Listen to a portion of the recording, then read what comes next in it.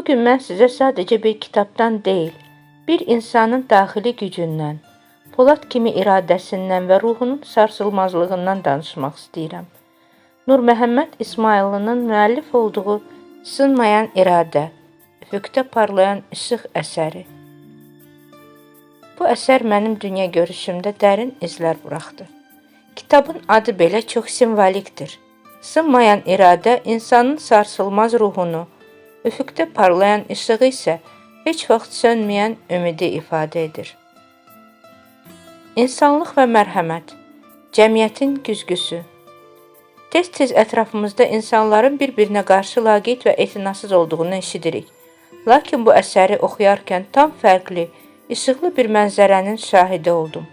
Əsərdə uşağın ətrafındakı hər kəs, valideynləri, dostları, müəllimləri, hətta tanımadığı yad insanlar belə onun müalicəsi və inkişafı üçün səfərbər olurlar. Bu, bizə böyük bir həqiqəti xatırladır. İnsanlıq və mərhəmət hissi hələ də yaşayır. Bu dəstək oxucuya sübut edir ki, biz birlikdə olanda ən keçilməz yollar belə aydınlanır. İman və daxili güc. Əsərin ruhunu təşkil edən digər vacib məqam isə sarsılmaz iman gücüdür. Burada insanların çətinliklər qarşısında Allaha sığınması, imanın böyük bir inama çevrilməsi çox gözəl təsvir olunub. Həyat bizi maddi, fiziki və mənəvi sınaqlarla daim imtahan edir. Lakin unudulmamalıdır ki, hər bir insanın sınağı onun daxili gücünə uyğun verilir. Quranda buyurulduğu kimi, insanın üzərinə gücünün yetdiyindən artıq yük qoyulmur. Nur Məhəmmədin də bu güclü iradəsi təsadüfi deyil.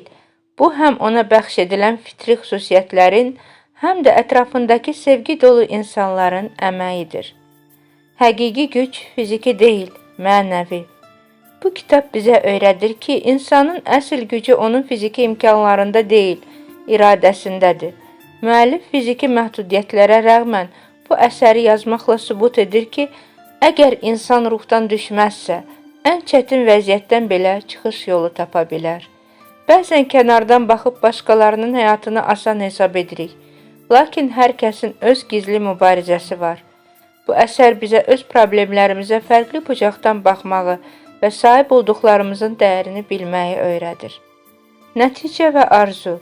Sonda qeyd etmək istəyirəm ki, Nur Məhəmməd İsmayıllı öz həyatı və yaradıcılığı ilə hər birimiz üçün bir motivasiya mənbəyidir. Mən inanıram ki, o gələcəkdə cəmiyyətimiz üçün faydalı bir vətəndaş və nümunəvi bir yazıcı olacaq. Arzu edirəm ki, adının bir parçası olan o nur və daşıdığı Peyğəmbər adı onun yoluna daim işıq saçsın. Unutmayaq ki, həyat nə qədər çətin olsa da, üfüqdə hər zaman bir işıq var və o işığa çatmaq üçün sadəcə sınmayan iradə lazımdır.